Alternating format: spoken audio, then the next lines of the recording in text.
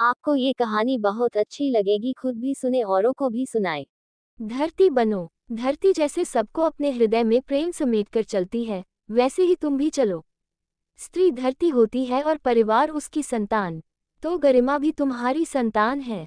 धरती किसी संतान की उपेक्षा नहीं करती, उसे बेसहारा नहीं छोड़ती, तो तुम गरिमा की अवहेलना कैसे कर सकती हो? इसलिए कह रही हूँ, धरती बनो धरती। मांझी उसके सिर पर हाथ फेरते हुए बोली, भाभी कुछ करिए, मैं आपके हाथ जोड़ती हूँ कि हालत बहुत खराब है। मैं बिल्कुल हौन चुकी हूँ। बच्चे घर पर अकेले हैं और मैं अस्पताल में। समझ नहीं आ रहा कि क्या करूँ। घर पर बच्चों को देखूं कि अस्पताल में योगेश को। फोन पर गरिमा का बिलखता हुआ स्वर सुनकर आरती एक बारगी पिघल गई, लेकिन तुरंत ही उसने अपने आप को संभाला। पुरानी कड़वी यादें एक एक करके नश्तर की तरह घावों को कुरेने लग गईं।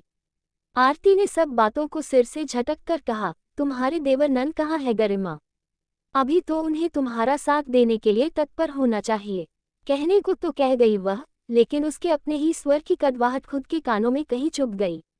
मैं जानती हूँ कि आप मुझसे बहुत ज्यादा नाराज हैं। आपका गुस्सा वाजिब है भाभी। मैंने काम ही ऐसा किया है जिसकी माफी नहीं मिल सकती, लेकिन फिर भी इंसानियत की खातिर मुझे एक बार माफ कर दीजिए और मुझे सहारा दे दीजिए भाभी। उधर से गरिमा विह्वल स्वर में गिड़गिड़ाई, मैं जिंदगी भर आपकी एहसानमंद रहूंगी। ठीक है, शाम को अरुण के आने पर हम लोग आते हैं। आगे किसी भी तरह की बातचीत की गुंजाइश पर पूर्ण विराम लगाते हुए आरती ने फोन डिस्कनेक्ट कर दिया। सिर बहुत भारी हो गया था। वह किचन में जाकर चाय बना लाए और सोफे पर बैठ गई। बाहर अत्यधिक उमस थी। दोपहर में ही बदली छाई थी। हवा बिल्कुल बंद थी। पेड़ों के पत्ते चित्रों की भांति स्थिर थे। उसने उठकर पंखा चला दिया। चाय के कप से उठती भाप के साथ अतीत के गर्भ से यादों के रेशे उठकर उसे चारों ओर से लपेटने लगे। 16 साल हो गए आरती को शादी होकर इस परिवार में आए। तब गरिमा, उसकी नंद अरुण की छोटी बहन, कॉलेज के पहले वर्ष में ही पढ़ रही थी। आरती ने सदा उसे अरुण की नहीं, वरन अपनी छोटी बहन समझा और वैसा ही स्नेह प्यार दिया। लेकिन स्नेह का प्रत्युत्तर हमेशा ही सिर्फ स्नेह नहीं होता, कभी कभी विपरीत भी होता है। बहुत जल्दी ही आरती को गरिमा के व्यवहार से यह बात समझ में आ गई थी। उसने चुपचाप अपने स्नेह के धागों को एक एक कर समेट लिया और बस अपना कर्तव्य अपने घर परिवार के प्रति पूरी निष्ठा से निभाती रही।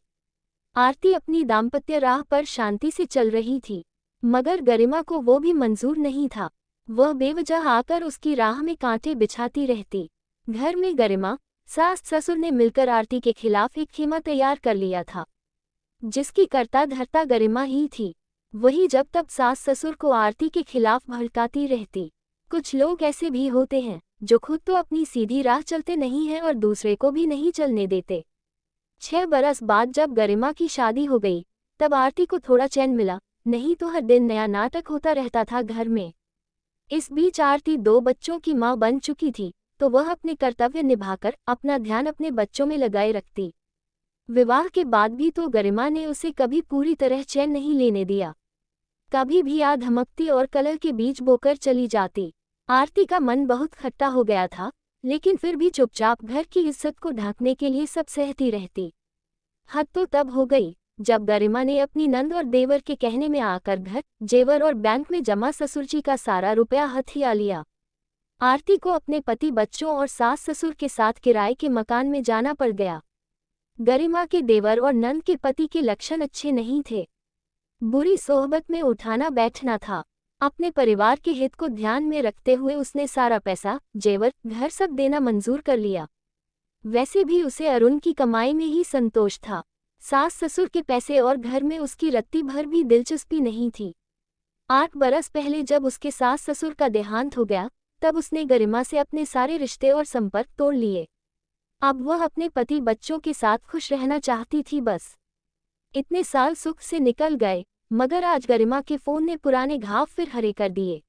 बच्चे स्कूल से लौटे, तब उसका ध्यान गरिमा से हटा।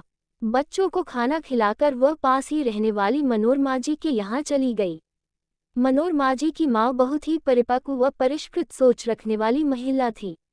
आरती का मन जब भी भारी होता, वह उनसे मिलने चली जाती। उनके पास थोड़ी ही देर बैठकर बातें करने पर मन हल्का हो जाता। सारा तनाव छूमंतर हो जाता। वे कठिन समस्याओं के भी इतने सहज हल सुझाती कि परेशानियां चुटकियों में हल हो जाती। आज भी उसका मन विचलित था। वर्तमान की गरिमा का विह्वल स्वर सुनकर उसके संस्कार और मन उसे गरिमा की मदद करने को कह रहे थे, तो वहीं अतीत की गरिमा को याद करके उसका दिमाग उसे गरिमा से कोई सरोकार न रखने की चेतावनी दे रहा था। दिलो दिमाग की इसी जंग से परेशान होकर वह मांझी से मिलने चली गई। अब मांझी ही उसे भावनाओं के भंवर से बाहर निकाल सकती है। मांझी उसे देखते ही बहुत खुश हो गईं। बड़े प्यार से उन्होंने उसे बिठाया। उनका स्नेह पाते ही उसकी आंखें भीग गईं। उसने सारी बातें मांझी को कह सुनाए और अपने दिलो दिमाग की लड़ाई भी। मांझी धैर्य से सारी बातें सुनती रही। जब आरती की बात पूरी हो गई तो बड़े परिपक्व ढंग से उन्होंने उसे समझाना शुरू किया। धरती अपने सीने पर सबका बोझ सहती है, हर अत्याचार सहती है, लेकिन फिर भी किसी को दुत्कारती नहीं है। चींटी से लेकर हाथी तक सब जीवों को आश्रय देती है, पोषण देती है। आज तक पापी से घोर पापी मनुष्य तक को धरती ने कभी ये नहीं कहा कि मुझसे दूर हो जाओ, मैं तुम्हारा बोझ नहीं सह सकती। इतनी विशाल हृदय है धरती, इतनी महत्तम है। उसका महत्व ऐसा है कि कोई भी जीव धरती के बिना अपने अस्तित्व की कल्पना ही नहीं कर सकता। धरती बनो धरती, मगर कैसे गरिमा ने मुझे इतना अधिक परेशान किया है, इतना मानसिक संत्रास दिया है कि मेरा मन तैयार ही नहीं हो रहा है अस्पताल जाकर उसे सहारा देने का। आरती ऊहापोह भरे स्वर में बोली। धरती जैसे सबको अपने हृदय में प्रेम से समेटकर चलती है, वैसे ही तुम भी चलो। स्त्री धरती होती है और परिवार उसकी संतान, तो गरिमा भी तुम्हारी संतान है। धरती किसी संतान की उपेक्षा नहीं करती, उसे बेसहारा नहीं छोड़ती, तो तुम गरिमा की अवहेलना कैसे कर सकती हो? इसलिए कह रही हूँ धरती बनो धरती। मांझी उसके सिर पर हाथ फेरते हुए बोली। आरती उन्हें प्रणाम करके घर आ गई। बदली छट चुकी थी, धीमी धीमी हवा चल रही थी। घर आकर उसने अरुण को फोन लगाया और सारी बातों की जानकारी देकर जल्दी घर आने को कहा। अरुण घर आ गए तो आरती ने दोनों बच्चों को सब कुछ समझाया और अरुण के साथ अस्पताल चली गई। गरिमा उन्हें देखते ही फूट फूट कर रोने लगी और बार बार अपने किए की माफी मांगती रही। आरती ने उसे तसल्ली दी। योगेश का एक्सीडेंट हुआ था, सिर और पीठ में गंभीर चोटें आई थी। अरुण तुरंत जाकर डॉक्टरों से बात करके ऑपरेशन की सारी औपचारिकताएं पूरी करके पैसा जमा कर आया। योगेश का व्यवस्थित इलाज शुरू हो गया। गरिमा ने बताया कि उसके नंद देवर ने पैसे की खातिर उसे भड़काया और वो उनकी बातों में आकर अंधी हो गई थी। अपना भला बुरा कुछ सोच नहीं पाए, लेकिन नंद देवर ने तभी कई साल पहले ही गरिमा की सारी जमा पूंजी हड़प ली और उससे नाता तोड़ लिया। इस संसार में अब उनका कोई नहीं है।